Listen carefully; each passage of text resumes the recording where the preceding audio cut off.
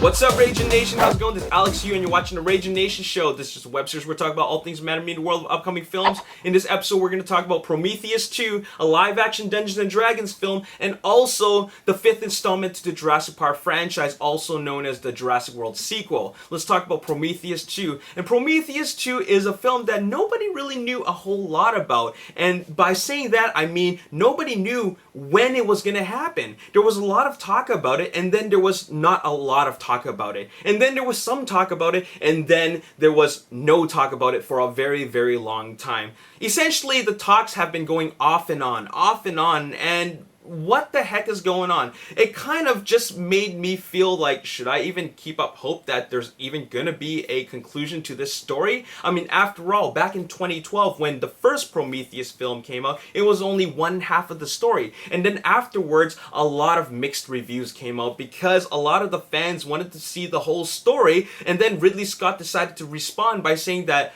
we're only obviously seeing one half of the story, so there's going to be another story to it to conclude it. But when the heck is that actually going to happen? Well, we did get announcements of scripts being written, and then we changed the writers, or rather 20th Century Fox changed the writers, and then there was a rewrite, and then once again there was another script. Well, finally we're getting some solid information from Total Film via sci-fi.com, and they claim that Prometheus 2 will start shooting in January of 2016. But that's not all. It comes with a quote. This quote comes from Ridley Scott, and he says that, "I've got back into the sci-fi thing. I kind of adore it." End quote. Now, the reason why he's saying that is because he just wrapped up filming The Martian. And The Martian is a science fiction film. It's a science fiction film which is kind of like Interstellar because it has Matt Damon kind of stranded on a planet, and that planet would be Mars. Okay, so it's kind of like Interstellar. I loved Interstellar, so I'm definitely looking forward to The Martian. But what this quote is getting at is that Ridley Scott is getting back to his roots, his old school filmmaking roots, and that is the days of sci-fi, Alien, Blade Runner. Two very, very iconic and classic films. He's getting back to that genre, and that is great. I want to see him get back to that genre. After all, he made 3 films after Prometheus, one of which was The Counselor, which was horrible, Exodus, Gods and Kings, which was okay at best, and The Martian, which looks very, very promising, and it looks like I'm going to really enjoy that.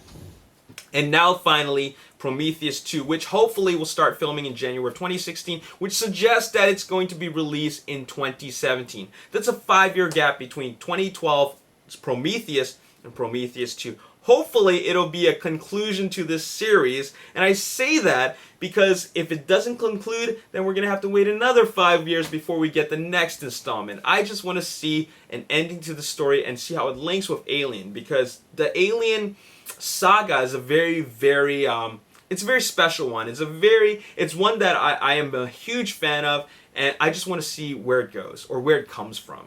All right, what are the origins of the Alien saga? Well, it's right here once they tell us about what happens in Prometheus 2. Okay? So hopefully that happens. Moving on, let's talk about this live action Dungeons & Dragons movie. And if you didn't already know, there was a legal dispute between Hasbro and Warner Brothers Pictures. Warner Brothers Pictures announced that they were going to make a live-action Dungeons & Dragons film back in 2013, and then Hasbro quickly squashed that.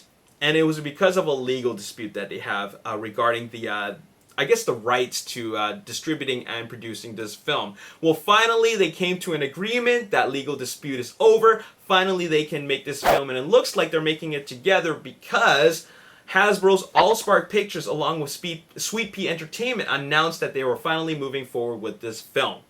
And that is great because, man, I think it's been 20 years since there was that really crappy Dungeons & Dragons film. It's a very long time. Well, finally, we're getting something in this fantasy genre. I mean, especially with, The Hobbit being finished. That franchise is over now. We are going to get a Warcraft film next year. But, you know what? I think that it would be great to see a couple more films in this same genre. And the closest thing we're going to get is Dungeons and Dragons. Now, there's no word on when this is going to start production. They just have the rights to it now. And by having that, they can start working on it at any time when they're ready and have a script and at least have a concept. I'm pretty sure they want to build a franchise out of this. And if you don't already know, Dungeons and Dragons is based off a long-running, huge role-playing game series. Okay, it is huge, and to this date, it's still being played. Okay, so I'm sure they want to turn it into a franchise. Hopefully, it's good. Hopefully, it'll be the new Lord of the Rings. Who knows? But that is what's happening. No start date, no release date, but at least it is going to happen. Now, finally, let's talk about the 5th installment of the Jurassic Park franchise, aka Jurassic World, the sequel, Jurassic World 2, whatever you want to call it. Now, the biggest concern about the sequel is, what are they going to do in the sequel, considering that we've seen the same thing over and over and over again, and that is a theme park or an island that they told you not to go to, but you go anyways, and you make a theme park out of it, and then next thing you know, you're running around from dinosaurs that they told you not to mess with. What are they going to do? Well, a lot of people are really concerned about if they introduce the same type of story element to the 5th installment, nobody's going to want to watch it. Well, first of all, that's wrong. I want to watch it. I love dinosaurs. But the fact is that they should change things up again. Fear not. Colin Trevorrow, while he's not directing it, he will be serving as an executive producer. Maybe he will have some ideas to inject into it, but he stated that we're not going to see the same thing all over again. What he mentioned is actually something about open source creation, open source dinosaurs, which means that which is actually what the Indominus Rex is. Open source creation of dinosaurs. They can take the source of these DNA from anywhere, and you know what? I'm just gonna read this quote and I'll try to interpret it for you. Okay.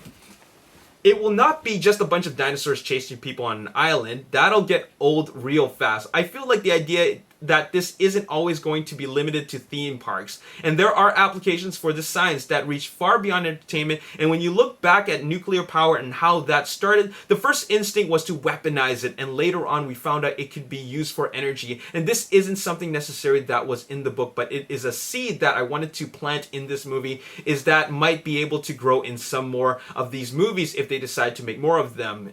Is what if this went open source? It's almost like InGen is Mac. What if PC gets their hand on it? What if there are 15 different entities around the world who can make a dinosaur? And Dr. Wu says in the film, when he's warning Dr. Masrani, we're not always going to be the only ones who can make a dinosaur. I think that's an interesting idea, that even if we don't explore fully in this film, there's room for this universe to expand. I shouldn't use the word universe, because people will think we're making a Jurassic World universe. We're not.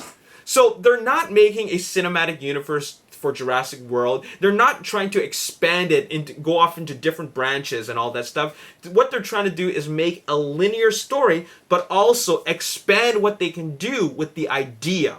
And that is different entities will want to create dinosaurs, okay? Because they can weaponize it. They can make money out of it.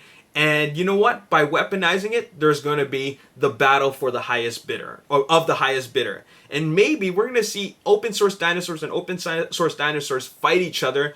But at the end of the day, no matter what you do, you're going to have dinosaurs running around. I don't care how you say it. But at least they're bringing in something a little bit new and different, something fresh. All right? And that is what's going to happen in Jurassic World 2. And that is the idea of open source dinosaurs, which isn't just limited to the Indominus Rex. They can do anything at this point. It's kind of like Transformers. They can bring in any Transformers, create any Transformers they want. They can create any dinosaurs they want. And it doesn't have to just stay on an island. All right? So that's all I gotta say in this video. What do you guys think about Prometheus 2, a live-action Dungeons & Dragons film? And also, what do you think can they possibly do with Jurassic World, the sequel? They don't have any limits to what they can do. What would you want to see?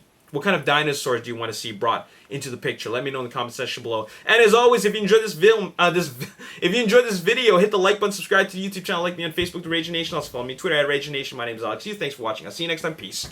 Make sure that the costume isn't really green and it's not animated. All right, and obviously that's a bit of a